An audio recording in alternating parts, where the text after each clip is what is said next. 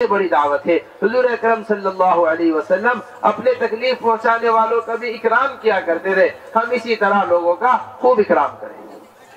তো বলেন যে আরেকটা জরুরি জিনিস হলো আমাদের একরাম, মানুষকে একরাম করা, মুসলমানকে একরাম করা, সম্মান দেওয়া, কথার দ্বারা তাকে সম্মান দেওয়া, আচরণে তাকে সম্মান দেওয়া, বলে তাকে কোনো লাইনে কষ্ট না দেওয়া, হাতের দ্বারা কষ্ট না দেওয়া, জবানের দ্বারা কষ্ট না দেওয়া, কোনো লাইনে কাউকে কষ্ট না দেওয়া, দূরে না সরানো, বরং তাকে করিব করা, তাকে নিকটে আনা, বলে এটা হলো একরাম।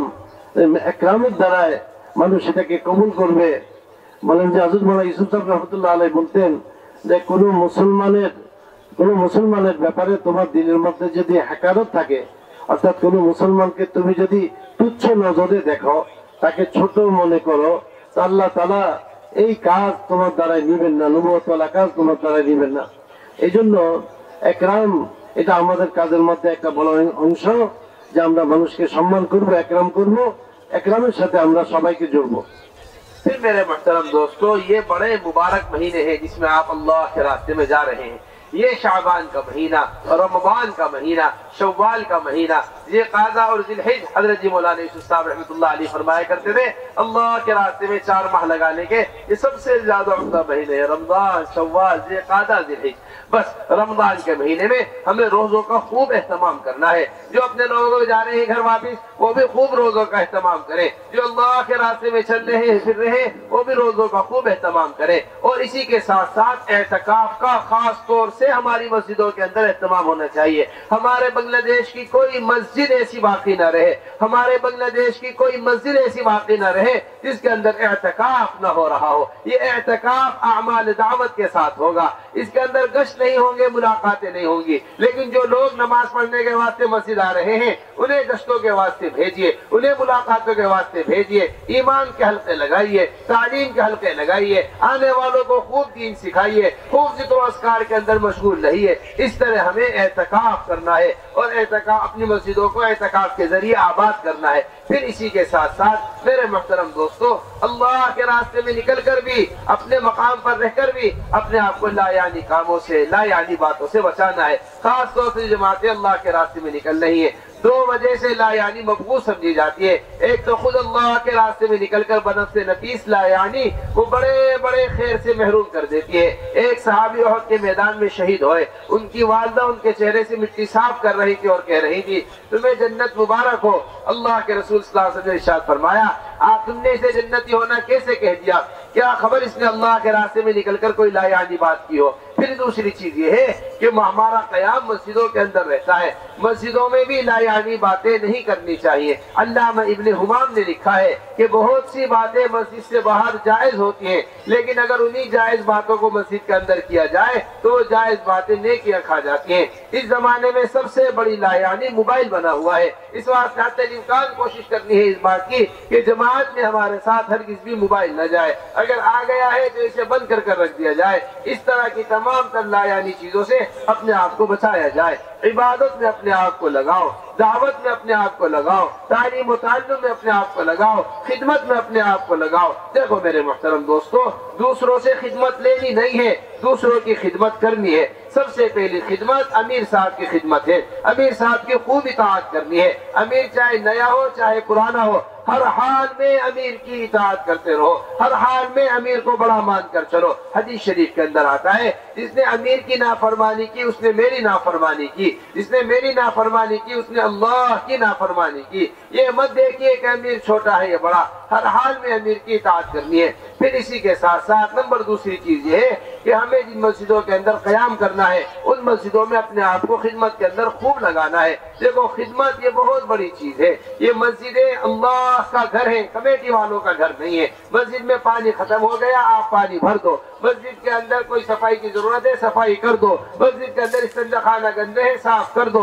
उमर रजी अल्लाह तआला अन्हु मस्जिद नबवी से मस्जिद कुबा जाया करते थे झाड़ू लगाने के वास्ते। बस मेरे मोहतरम दोस्तों, अल्लाह के रास्ते में निकलकर अपना खाना खुद बनाना है। हजरत जी मौलाना यूसुफ साहब रहमतुल्लाह अलैहि फरमाया करते थे निकलने वाली जमातें सिर्फ 2 काम कर लें, ये तबलीग समझ भी जाएंगी, इलाके वालों को तबलीग समझा भी देंगी। नंबर 1 काम जैसा उमूमी गश्त करने का ऐसा उमूमी गश्त कर ले। नंबर 2 काम अपना चूल्हा रोजाना खुद जलाए, अपना खाना रोजाना खुद बनाए। हम ये नहीं कहते कि किसी की दावत कबूल न करो, जरूर दावत कबूल करो, मगर पहले अपनी दरखास्त रख दो कि हम खाना खाएंगे। पहले आप 4 महीने का बिस्तर लेकर आ जाइए, पहले आप अल्लाह के रास्ते में निकलने का इरादा कर लीजिए। हजरत फरमाया करते थे, कहीं खाकर बात को मनवाना है, कहीं खिलाकर बात को मनवाना है, बस अपनी बात को मनाने की पूरी कोशिश करनी है।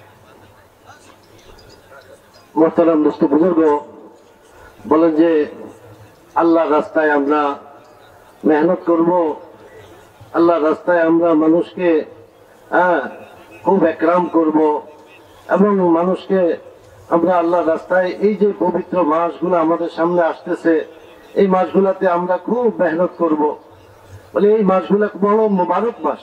হযরত মাওলানা ইউসুফ সাহেব রহমতুল্লাহ আলাইহি বলতেন, বলে আল্লাহর রাস্তায় মেহনতের জন্য এই রমজান, শাওয়াল, জিলকাদ, জিলহজ এই মাসগুলা বড় উত্তম মাস। এই জন্য আমরা আল্লাহর রাস্তায় আমরা খুব রোজার এহতেমাম করব। রোজা আমাদের সুন্দর হয়, উত্তম তরিকায় হয়, উত্তম ভাবে আমরা রোজা আদায় করার চেষ্টা করব। যারা এলাকায় যেতেছি নিজ নিজ এলাকায়ও আমরা রমজানের এই রোজার খুব আমরা এহতেমাম করব এবং এই রমজান মাসের সব আমলের এহতেমাম, এর সাথে রমজান মাসে এতেকাফের আমরা এহতেমাম করব। রমজান মাসে আমাদের এতেকাফ হবে। বলে এই যে এতেকাফের মধ্যে আমাদের মেহনত হবে। বলে ওইখানে তো গাছতে হবে না, অর্থাৎ এতেকাফ যারা করব তারা তো গাছতে যাবে না, কিন্তু ভিতরে আমাদের তালিমের হালকা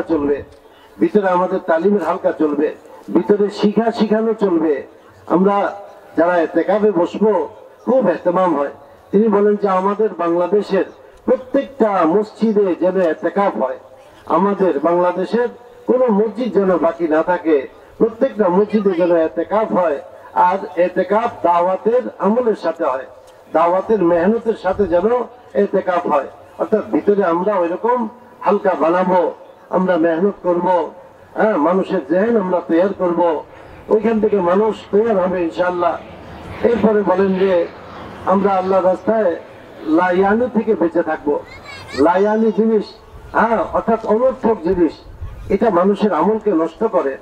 এই জন্য লায়ানি থেকে আমরা বেঁচে থাকবো। বলেন যে এক ব্যক্তি অহুদে শহীদ হয়েছে, আর তার মা তার চেহারা থেকে ধুলাবালু সরাইতেছে আর বলতেছে তোমার জন্য জান্নাত মুবারক হোক। আল্লাহ রাসূল সাল্লাল্লাহু আলাইহি সাল্লাম বলতেছেন, তুমি কিভাবে তাকে জান্নাতের সুসংবাদ দিতেছ? তুমি কি জানো সে কোন লায়ানি কাম করছে আল্লাহর রাস্তায়? লায়ানি এত খারাপ জিনিস। এই জন্য অনর্থক কথা, অনর্থক কাজ এগুলা থেকে বেঁচে থাকা। আল্লামা ইবনে হুমাম রাহমাতুল্লাহ আলাইহি তিনি বলেন যে অনেক কাজ যেটা মসজিদের বাহিরে জায়েজ আছে, কিন্তু মসজিদের ভিতরে সেটা জায়েজ নেই। তো বলে ওই সমস্ত জিনিস থেকে বেঁচে থাকা, ওই সমস্ত কথা থেকে বেঁচে থাকা। বলে মসজিদের ভিতরে জায়েজ নেই, বাইরে জায়েজ আছে।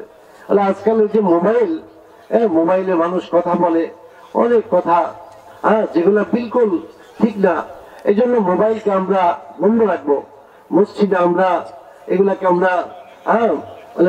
আমরা আল্লাহ রাস্তায় এগুলাকে বন্ধ রাখবো, এগুলাকে আমরা ব্যবহার করব না, এগুলা থেকে আমরা বেঁচে থাকবো। অর্থাৎ এর দ্বারা অনেক লায়ানি পয়দা হয়। এরকম আমিরের সাথে আমিরের খেদমত আমরা করব, আমিরের এতাত আমরা করব। আমিরের এতাত করা খুবই জরুরি। বলে আমিরকে মেনে চলবো, আমিরের পরিপূর্ণ এতাতের সাথে আমরা চলবো। আল্লাহ রাস্তায় এইভাবে আমরা এরকম মেহনত করতে থাকবো। আর আমরা আল্লাহর ঘরে আছি, এই জন্য আল্লাহর ঘরকে সাফ সুতরা রাখা এটা আমাদের জিম্মায়। বলেন যে এটা কমিটির ঘর না, এটা কমিটির ঘর না, এটা কার ঘর? আল্লাহর ঘর। এই জন্য আল্লাহর ঘরের সাফাই, আমার আল্লাহর ঘরকে আমি সাফ করব, আমার আল্লাহর ঘরের কোনো প্রয়োজন আমরা পুরা করব। এটা কমিটির ঘর না, এই কথা আমরা খেয়াল রাখবো। এই জন্য ওই ঘরকে আমরা সাফ রাখি, ইস্তেঞ্জাখানাকে আমরা সাফ করে দেই, মসজিদের যে কোনো খেদমত আমরা করি। এভাবে আল্লাহ রাস্তায় আমরা ইনশাআল্লাহ চলবো।